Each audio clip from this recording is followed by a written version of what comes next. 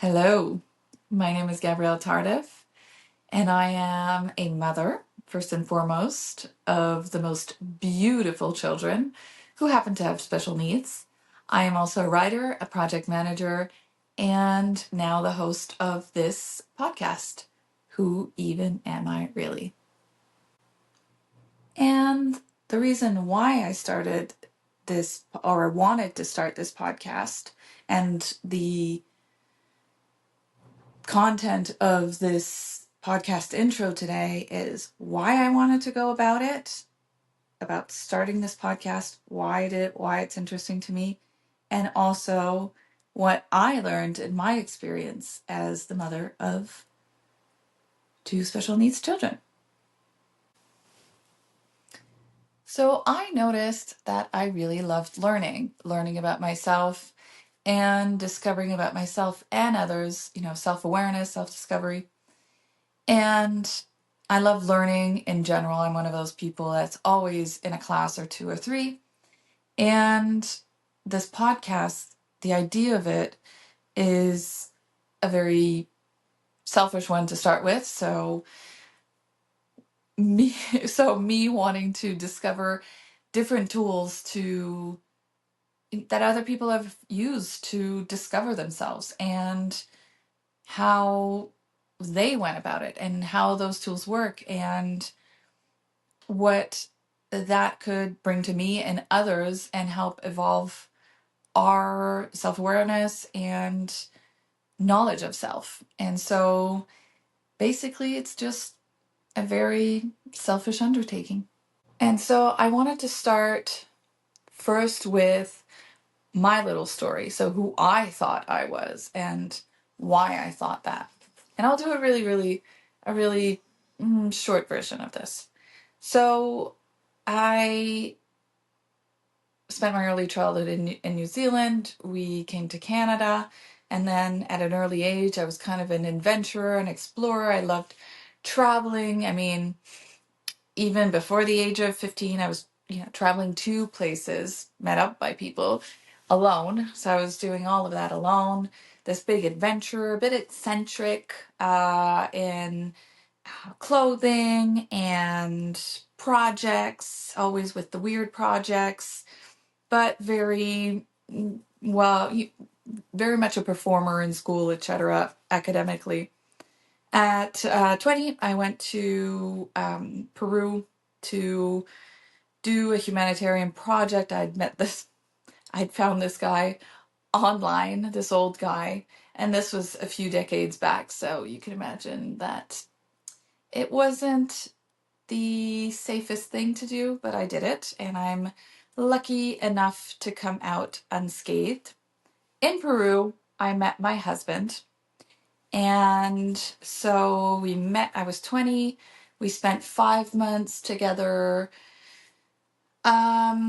in person, and within the year, when I was 21, I got married to him. When I say 5 months in person, because I came back to Canada. I'm from Canada. Came back to Canada to study, and in between two semesters, I got married. My first 2 semesters. So that gives you a bit of an idea of the early Gabrielle, I guess.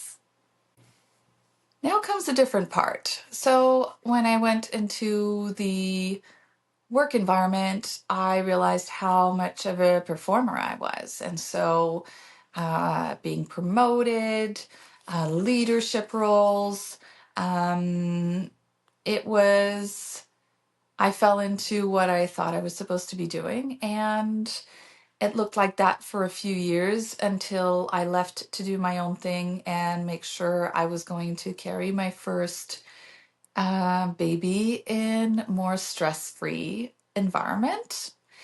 And that was the start of that's how motherhood started for me. My first, well, both my babies were high needs babies. And so it was kind of a stressful start to motherhood. And I went full in and so wanted to perform there as well.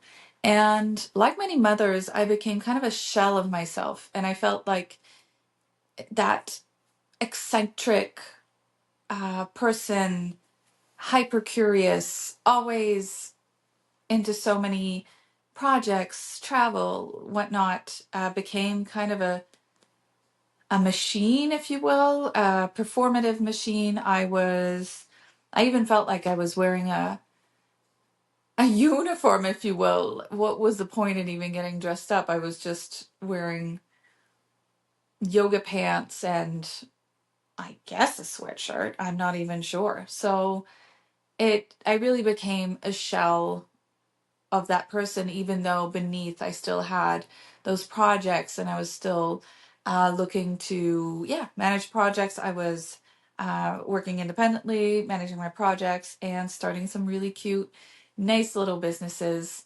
And then I got my first child's diagnosis, and that changed a lot of things.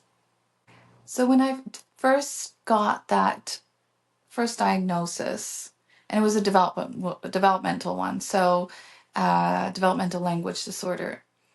I did go again into performance overdrive. Into first, I actually I went through the process of mourning. Right, I went into denial. I I actually blamed myself, victimized myself. It was a hard process. And then I went into the performative aspect of myself, into supermom mode, finding all the services and resources and um, yeah. And then all the diagnoses kept on coming. And I mentioned that I victimized myself with the first diagnosis. And that was one of the first things I noticed about myself, that even though I was a go-getter and I would usually always find a solution for everything, well, I could actually, and I thought I was optimistic, I could actually, go into victimizing and instead of saying to myself, well, what can I learn from this? So this is a situation, I'm accepting it. What can I learn from this? Let's see the opportunity here.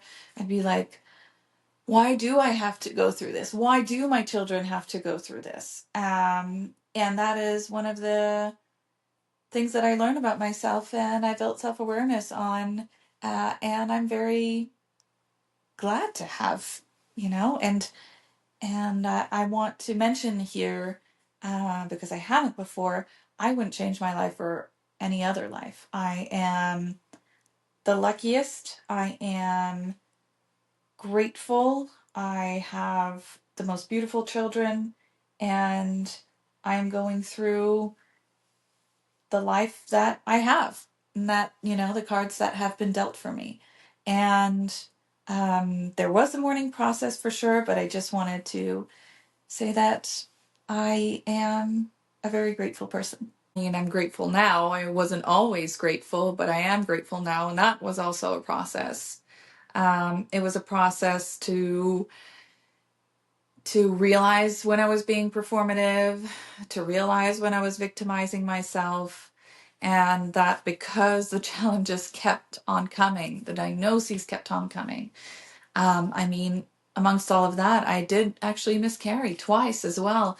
There were all of these challenges that kept on coming, and it would have been easy to fall into victimhood.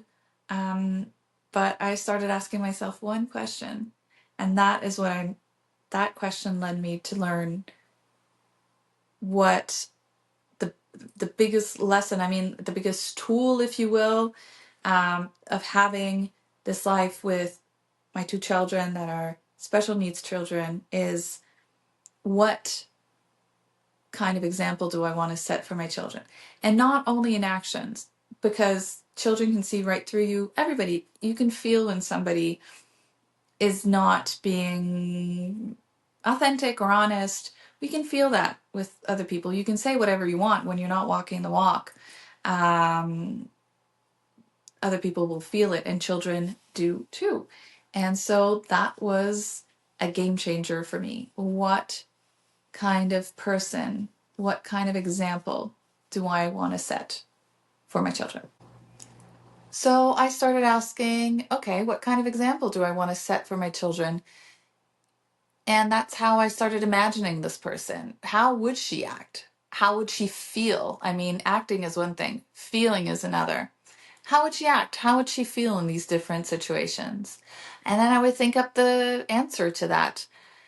Took some time to really get to know this person that I wanted to be for my children and that I knew was inside of me.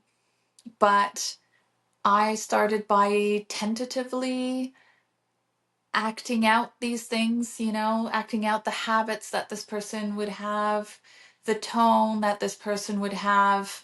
And those eventually I integrated, and they did become me because they were me. Um, and they did become me. But it was that question: how would she act? How would she feel in this situation? And I still ask that question because I think it's going to be a lifelong journey. But I'm feeling more and more comfortable and confident that I know this person, and that she is me. You can imagine that somebody that studied international development and humanitarian aid. I don't know if I mentioned this at the start, but I did do that project in Peru because I wanted to make sure that that's something that I would have liked to work in, and I did, regardless of how challenging and difficult it was. Living in those shanty towns and, well, living in a shanty town, I lived in one.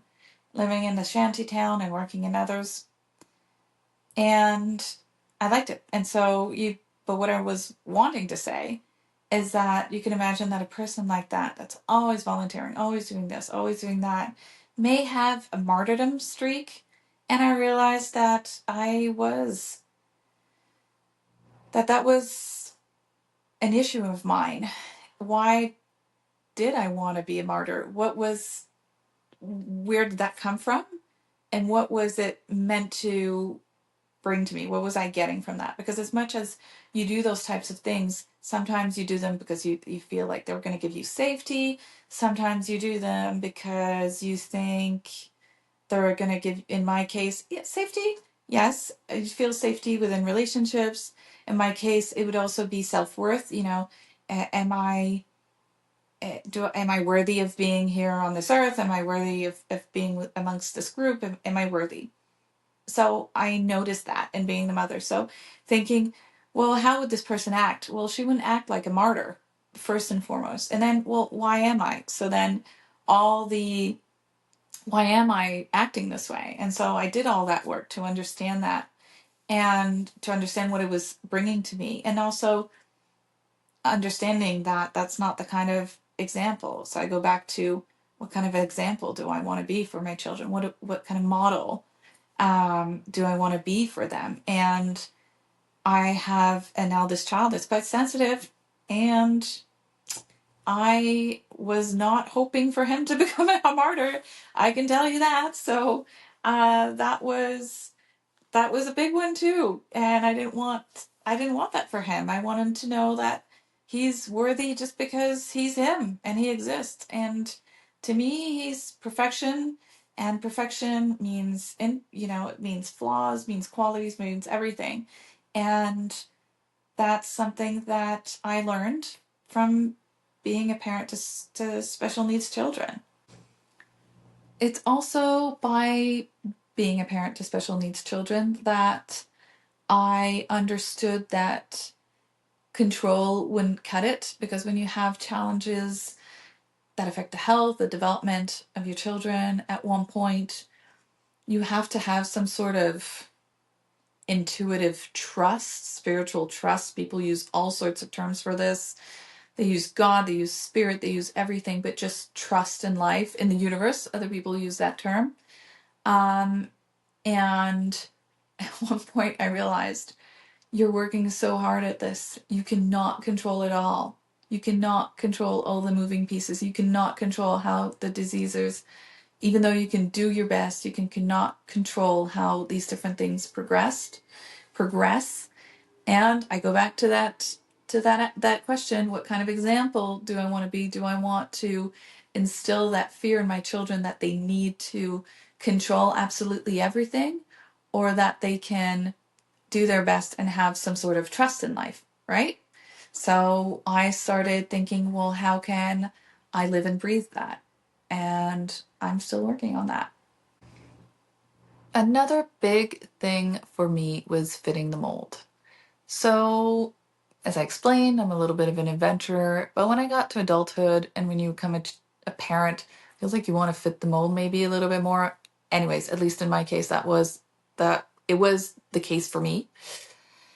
And so, um, I had to start thinking about my children. So my children having some developmental delays, some learning disabilities, and all these different things. And I was thinking, me trying to fit this mold so much, what kind of example? So if I'm saying to them, don't worry, when you grow up, you can start your own thing. You can do, you've got so many qualities and you'll be able to figure it out as long as you know that you have the freedom to do so. And then me, very incoherently, trying to fit the mold of motherhood or of whatever I felt like my professional life needed to look like, or if I could or couldn't have hobbies, or if it's normal for me to always be taking all these classes and being so curious. I realized that I can talk the talk, saying you can do, you can become whatever you want and you can create the life that you want and the um, job that you want and businesses that you want or whatever it is. And not being coherent with that and not doing it for myself. And that's what led us to today and me starting this podcast because, and if I can go a little bit even more into the past, it led me to start writing about myself, writing for healing, and going through my story, something that I knew I wanted to do and hadn't done. And that first question, what kind of example would I want to be for my child or my children when I started with one child and then for my children? And then how does that person act? Well, that person is coherent. And if I'm telling my children, well, go for your dreams, and it's okay to fail, and it's okay to stumble, it's okay to be curious, it's okay to try things, it's important to try things. And when I was that maybe younger version of myself, that adventurer I was telling you about, the one thing that I lived by was, will I regret this? And so regret not doing this, because regret doing something is remorse, right? But regret not doing it, that's how I came to the biggest conclusions of my life, like marrying and sponsoring my husband from Peru when I was 21, when my parents met him the day before. Actually, they traveled, that was pretty cool. They traveled to Peru for that. And only being with him in person for about 5 months. Well, I've had many of those periods in my life. Will I regret not doing this? But I wasn't necessarily living by that, right? So, and that's the example of the parent I would like to be. So if my children are different, and it was uh, it was a bit difficult for me difference wise, because when we moved here from New Zealand, my parents are from here in Canada. There was a big clash with the language. I'm from the Quebec, from the French part of Canada, and I hid my English because there was a lot of, let's say, tension towards people that spoke English, even if they were children.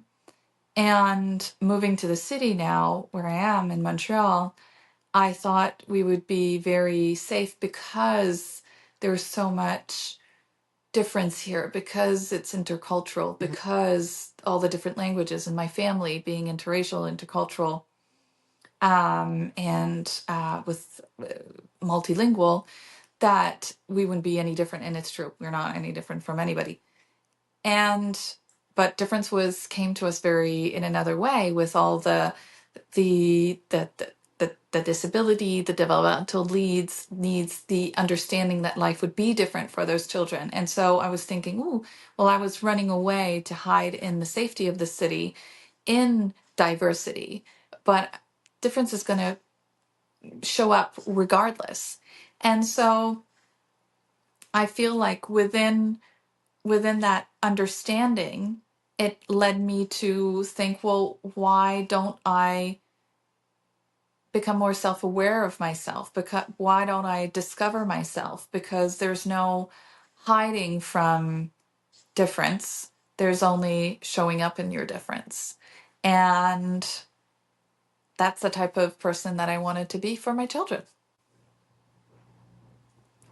And so there it is, the reason why I wanted to start this podcast, because I'm looking to learn and dive deep into all these different practices and industries and tools to develop more self-awareness, to go into self-discovery. And I'd like to evolve in that well, I know I'm going to continuously evolve, and I'd like to evolve in that learning.